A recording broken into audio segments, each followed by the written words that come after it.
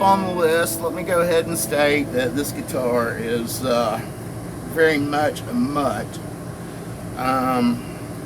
If you're considering ordering Chinese guitars from Alibaba or anything like that, don't. I thought that this one was coming from the United States because I used a company called Sunfield Music, which I think they've been shut down. This was supposed to be a red, white, and blue sparkle Buck Owens, and I asked them to put my name on the headstock, not Fender, not Custom Shop, which they did on the back. So by all rights, this guitar shouldn't even be here in the United States. How it got through, I don't know, and I do not justify or advocate buying illegal guitars, because it's an infringement upon intellectual property here in the States. Now, that being said, this turns out to be a basswood body, and they did a relic job on it, which I actually took and reliced a little bit more because it looked more like a fourth grader had done it, which we were proud of a fourth grader if he had done it, but unfortunately it was a grown man. One thing I can say is that they tried to make it look like a 50 style tele, somewhere between a 52 and a 55, I think. Pickguard was wrong.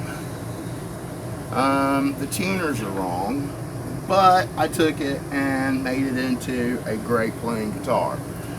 The neck feels really good. It does feel like an older neck, and it does feel broken in and aged. I replaced it with a bone nut on top, and I replaced both of the pickups here with the Earl Slick pre-aged Bakersfield series, the hot Bakersfield. So my rear pickup's putting out 8.9, and I switched out the pots and the switch to a Switchcraft, and both of these are 330 pots. So I can get just a little bit more oomph out of it and get more of that Danny Gatton sort of wah tone. But let's take a listen to the pickups. Here's the bridge pickup.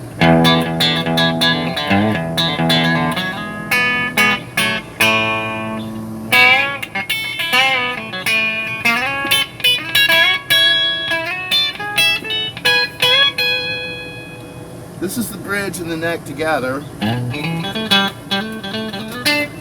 Great for your Haggard stuff.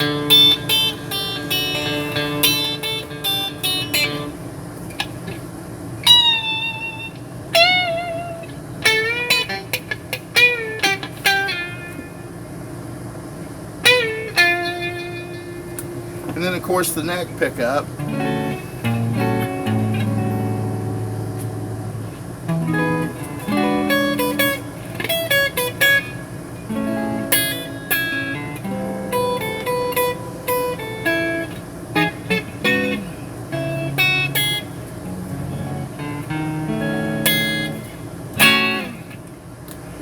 Great for that Pretenders thing.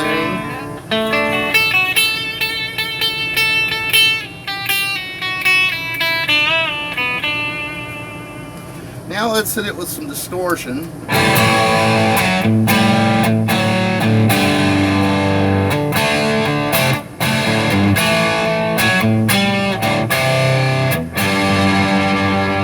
And then here's the neck pickup.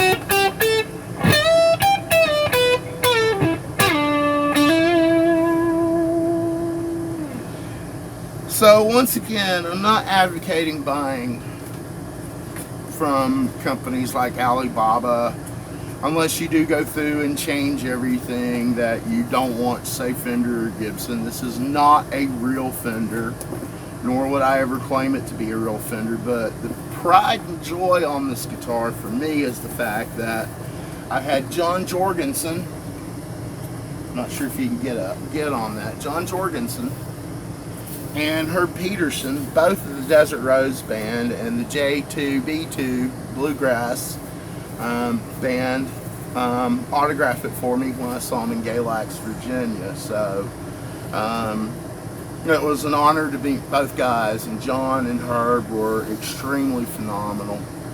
Anyway, that is my Chender caster, and now that I've done the work to it, I actually like it, and it'll remain part of my collection because I refuse to push off counterfeit guitar. I've been Brian Lowe, and thanks for watching, and we'll be doing another guitar shortly. Buddy.